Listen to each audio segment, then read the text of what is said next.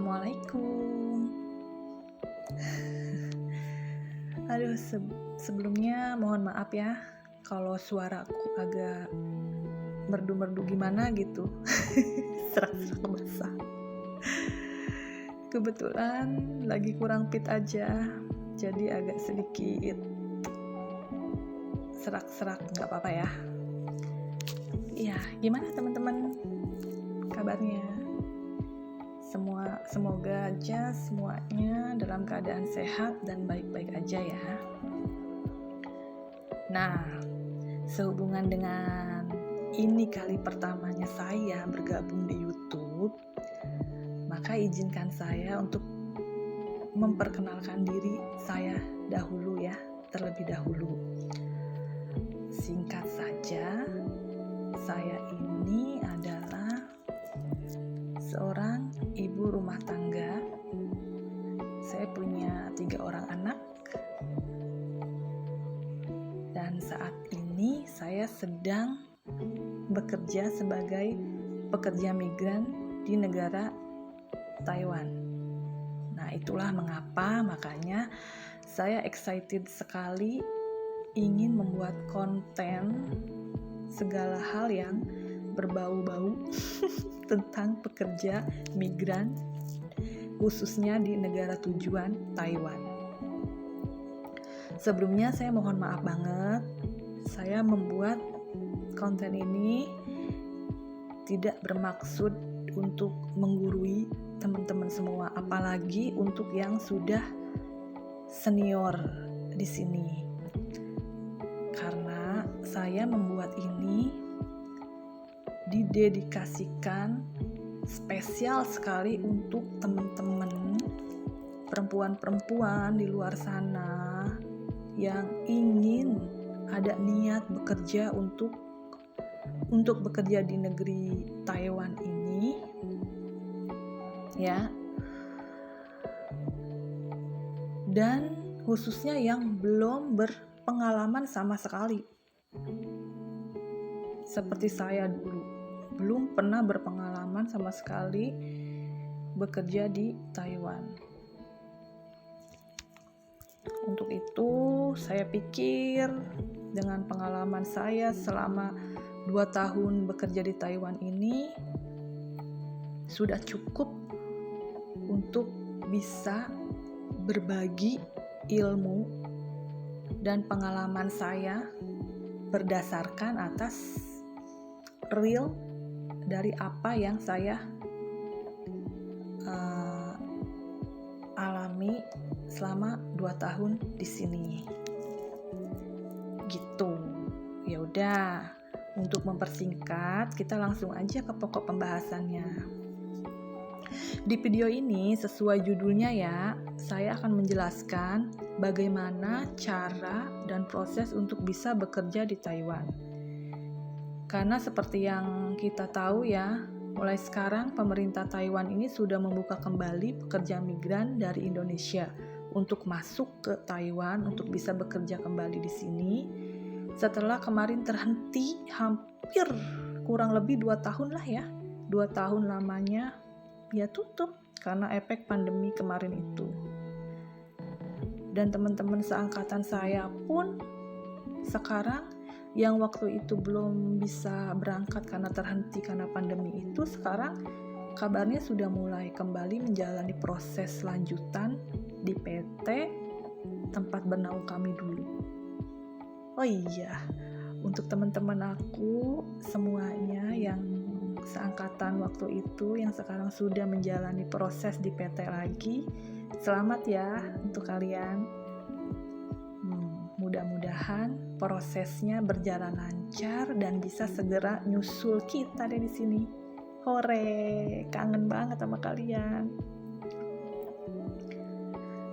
Nah, sedangkan untuk teman-teman yang lain yang ada niat mau berangkat bekerja di Taiwan dan yang belum berpengalaman ya, khususnya belum berpengalaman sama sekali, kalian pasti kan bertanya-tanya, gimana sih caranya bisa bekerja di Taiwan?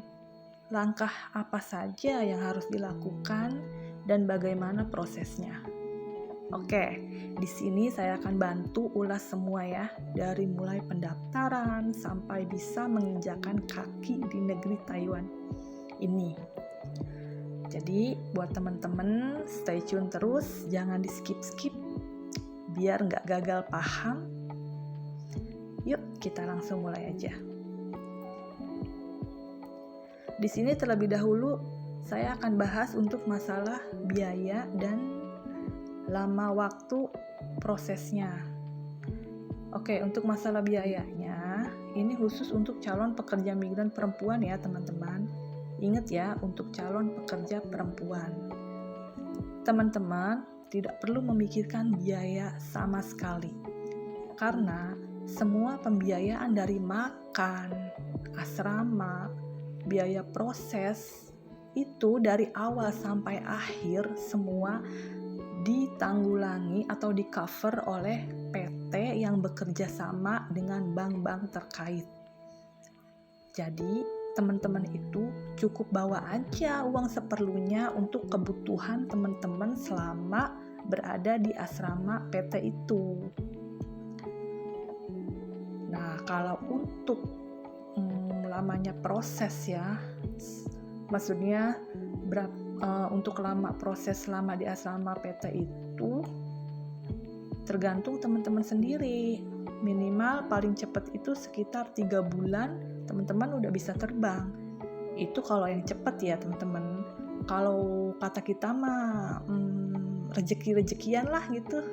Kalau rezekinya bagus ya lebih cepat. Tapi kalau ternyata ada kendala dalam prosesnya ya teman-teman mungkin agak sedikit terhambat. Nah, kalau saya sendiri waktu itu alhamdulillah sih terbilangnya cepat ya.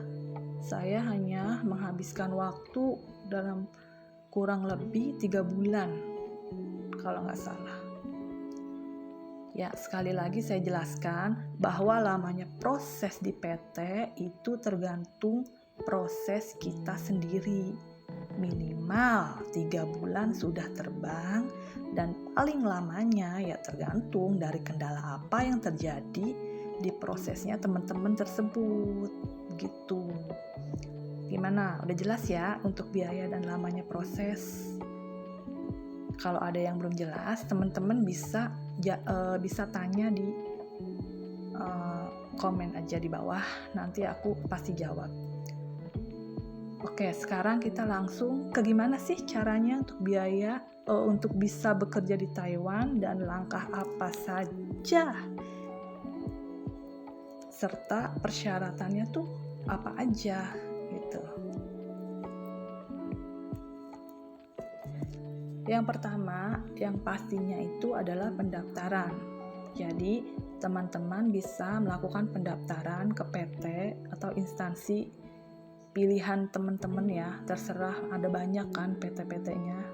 Kalian bisa searching ataupun bisa tanya-tanya ke teman-teman yang sudah berpengalaman dan tahu info tersebut. Nah, di situ kita mulai mendaftarkan diri. Untuk persyaratannya itu KTP, KK, buku nikah, ijazah pendidikan terakhir, itu semua yang asli ya. Surat izin suami yang udah distempel kantor desa sesuai dengan domisili kalian. Bagi yang sudah berkeluarga atau bagi yang belum berkeluarga bisa digantikan oleh wali atau orang tua. Nah, setelah pendaftaran itu, nanti kalian itu bakal dibawa ke rumah sakit atau klinik yang bekerja sama dengan PT atau instansi terkait tersebut untuk medical check up. Namun, adapun untuk hasilnya itu nggak akan langsung didapat hari itu juga ya teman-teman. Teman-teman bakal menunggu untuk beberapa hari. Nah, sambil menunggu hasilnya itu, biasanya teman-teman itu dikasih pilihan tuh, mau tinggal di asrama PT atau mau langsung pulang aja ke rumah. Biasanya nih ya, kalau yang tempat tinggalnya deket atau berada di dalam kota tersebut itu biasanya pada pulang. Nanti nunggu kabarnya itu ya di rumah aja gitu kan. Tapi kalau untuk yang jauh, jarak rumah dari PT tersebut itu biasanya langsung tinggal menetap di PT itu, teman-teman. Jadi teman-teman itu bisa jaga-jaga. Kalau tempatnya jauh ya berarti nggak bisa pulang dulu gitu kan. Jadi bisa siap-siap perlengkapan sehari-hari kayak baju dan lain-lainnya, karena kan nggak bakal bisa pulang gitu kan, pasti akan langsung stay di asrama PT itu. Nah udah kan, setelah itu yang kedua, setelah hasil medikal teman-teman itu keluar, kalau hasilnya fit itu teman-teman akan langsung tinggal di asrama PT untuk 40 hari ke depan. Karena sekitar 40 hari itu teman-teman harus belajar bahasa dan praktek-praktek lainnya di BLK. Selama masa belajar itu nanti teman-teman juga sambil nunggu jobnya. Kalau rezeki teman-teman bagus, sebelum ujian itu teman-teman udah bisa dapet job loh. Kalau udah dapet job itu bener-bener tenang banget deh, bener. Secara teman-teman itu kan udah fix dapat majikan, jadi tinggal nunggu proses pemberangkatan di PT-nya aja. Nah setelah kurang lebih 40 harian BLK, nanti teman-teman itu akan langsung tinggal di tempat mes ya, tinggal nunggu proses pemberangkatan aja di PT-nya. Nah setelah kurang lebih 40 hari BLK, nanti teman-teman itu bakal ujian. Lulus enggaknya teman-teman itu tergantung dari nilai ujian itu, teman-teman. Kalau teman-teman lulus ya langsung ke tahap proses berikutnya. Tapi kalau nanti gagal ya teman-teman harus mengulang lagi tahap pembelajaran yang sudah dilewati kemarin. Sayang banget kan ya teman-teman.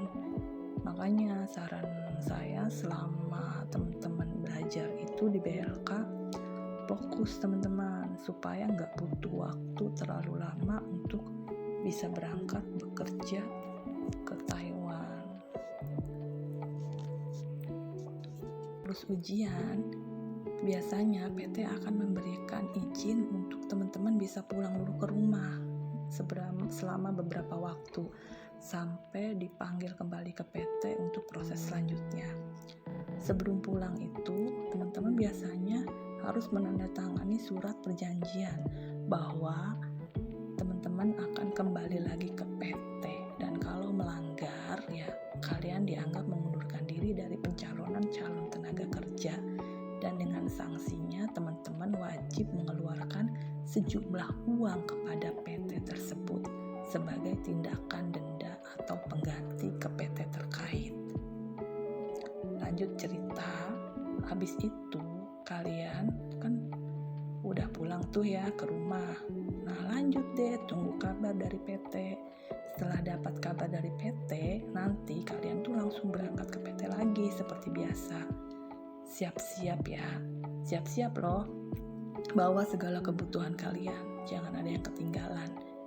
Karena saat itu kalian harus sudah benar-benar membawa perlengkapan kebutuhan kalian untuk berada di Taiwan. Karena saat itu kalian udah pasti nggak akan bisa pulang ke rumah lagi, melainkan akan langsung terbang ke Taiwan.